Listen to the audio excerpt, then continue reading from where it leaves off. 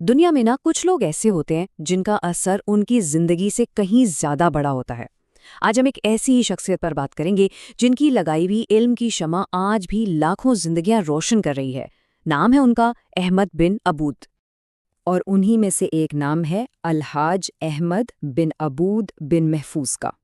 پتہ ہے، ان کا لگایا ہوا پودا آج ایک بہت بڑا ایک تناور درخت بن چکا ہے، جس کا سایہ ہماری نسلوں تک پہنچ رہا ہے۔ تو چلیے دیکھتے ہیں کہ ان کا یہ سفر کیسا تھا اور اس کی جڑیں کتنی گہری ہیں۔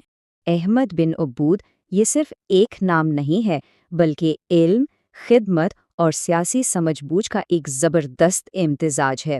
وہ صرف ایک ماہر تعلیم نہیں تھے، بلکہ اپنے وقت کے ایک ایسے لیڈر تھے جن کی نظر بہت دور تک دکھتی تھی، جنہوں نے سماج کی بنیادوں کو مضبوط کیا۔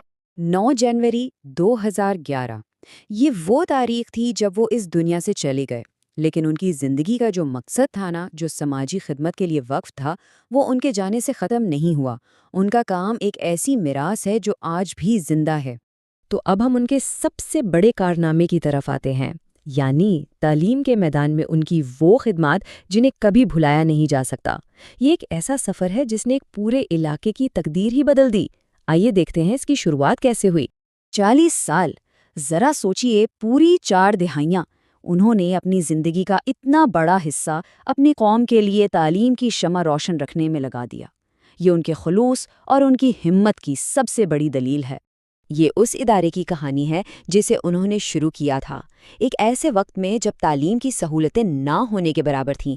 انہوں نے ایک چھوٹے سے پرائمری اسکول کی بنیاد رکھی، اور آج وہی ادارہ ترقی کرتے کرتے یونیورسٹی بننے کی راہ پر ہے۔ یہ ان کی دور اندیشی کا سب سے بڑا ثبوت ہے۔ لیکن احمد بن عبود کا ویژن صرف کلاس روم تک محدود نہیں تھا۔ وہ یہ بات اچھی طرح سمجھتے تھے کہ حقیقی ترقی کے لیے سماجی اور سیاسی میدان میں بھی کام کرنا بہت ضروری ہے، اور انہوں نے بالکل یہی کیا۔ یہ نقطہ ان کی دور اندیشی کو ظاہر کرتا ہے۔ اپنی قوم کی تعلیمی اور معاشی پسماندگی کو دیکھتے ہوئے احمد بن عبود وہ پہلے شخص تھے جنہوں نے ریزرویشن یعنی تعلیمی اداروں اور سرکاری نوکریوں میں خصوصی کوٹے کا مطالبہ کیا۔ وہ مسئلے کی جڑ کو سمجھتے تھے اور اس کے عملی حل کے لیے آواز اٹھانے سے بالکل نہیں ڈرتے تھے۔ وہ سیاست کو ذاتی فائدے کے لیے نہیں، بلکہ اپنی قوم کی ترقی کے لیے استعمال کرتے تھے۔ اس وقت کے وزیر اعلیٰ سمیت کئی بڑے سیاسی ناموں سے ان کے تعلقات تھے، لیکن ان سب کا مقصد صرف ایک تھا: اپنے تعلیمی ادارے کو مضبوط کرنا اور آنے والی نسلوں کا مستقبل محفوظ بنانا۔ وہ خود تو ہم میں نہیں رہے، لیکن ان کا مشن ایک زندہ حقیقت کی طرح آج بھی ہمارے سامنے ہے۔ آئیے دیکھتے ہیں کہ ان کے فلسفے نے کیا شکل اختیار کی ہے۔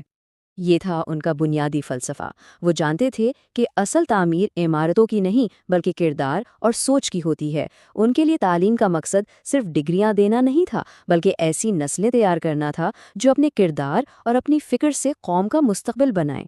اور آج جب ہم پیچھے مڑ کر دیکھتے ہیں تو صاف نظر آتا ہے کہ ان کی محنت رائے گاہ نہیں گئی۔ انہی کے قائم کیے ہوئے تعلیمی نظام سے نکل کر لوگ الگ الگ شعبوں میں خدمات انجام دے رہے ہیں، اور یہ ادارہ خود یہ دن بدن ترقی کی نئی منزلیں طے کر رہا ہے۔ یہی تو ہے ان کے مشن کا زندہ ثبوت۔ تو آخر میں ہم یہی کہہ سکتے ہیں کہ کچھ لوگ اپنے کام کے ذریعے ہمیشہ زندہ رہتے ہیں۔ احمد بن عبود نے تعلیم اور خدمت کی جو شمع روشن کی تھی، اس کی روشنی آج بھی ہماری رہنمائی کر رہی ہے اور ہمیشہ کرتی رہے گی۔ احمد بن عبود کی زندگی ہمیں ایک اہم سوال پر سوچنے پر مجبور کرتی ہے کہ کیسے ایک شخص کا خلوص اور اس کی دور کی سوچ آنے والی نسلوں کی تقدیر بدل سکتی ہے۔ ان کی کہانی سوال کا ایک بہت روشن جواب ہے۔